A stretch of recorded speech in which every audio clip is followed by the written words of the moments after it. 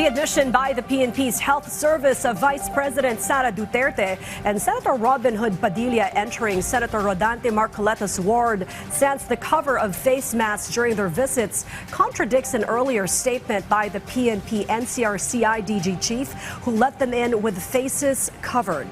Marcoleta's health condition is dicey as he deals with hypertension, a high incidence of bad cholesterol, and the even more worrisome bout with mild pneumonia that could kill him more than the other two.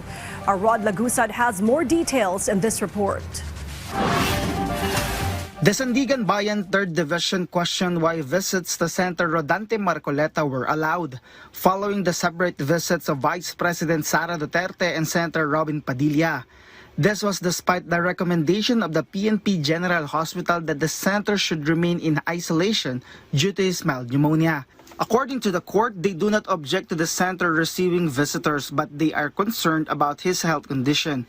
Marcoleta remains at the PNP General Hospital following the issuance of a warrant of arrest against him in connection with the plunder case.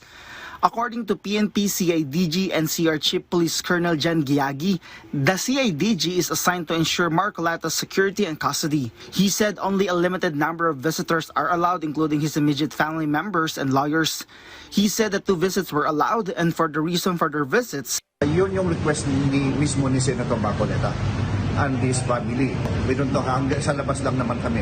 And limited lang na, siya lang naman, tsaka si Senator Robin Padilla. He added that many other requests to visit were denied. According to the PNP CIDG, they will comply with the court's directive to strictly limit the visits.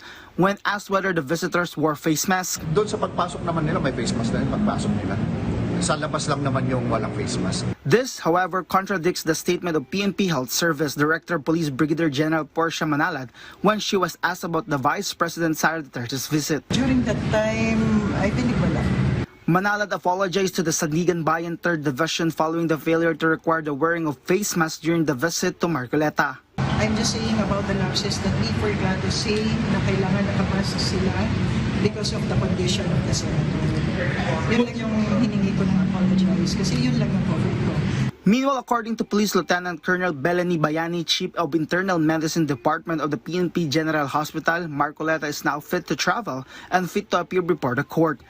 This came after the court asked about Marcoleta's current condition, during which Bayani recommended that he wear a face mask when appearing in court. She said he is currently on the 2nd day of his antibiotic treatment for mild pneumonia. When asked by the court when he could be brought to court, Bayani explained that it could be on July 15 after he completes 7 days of antibiotic treatment. Following this, the court ordered the submission of Marcoleta's daily notarized medical reports.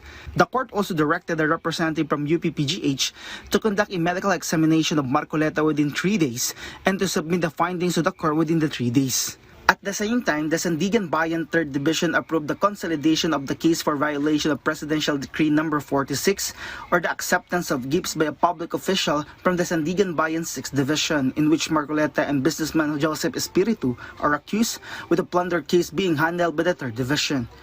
In the plunder case, former Representative Mike Defensor and businessman Aristotel Veray are the co-accused of Marcoleta and Espiritu.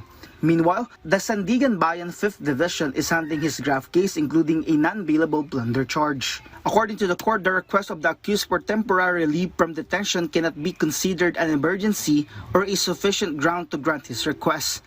While an impeachment trial is of paramount constitutional importance, the court said this alone is not a sufficient basis to approve Estrada's request.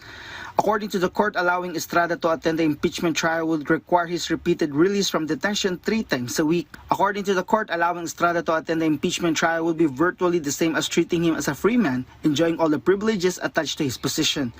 The court added that such arrangement would make a mockery of the purpose of preventive detention and undermines the very concept of lawful detention. Rod Lagusad for The Nation.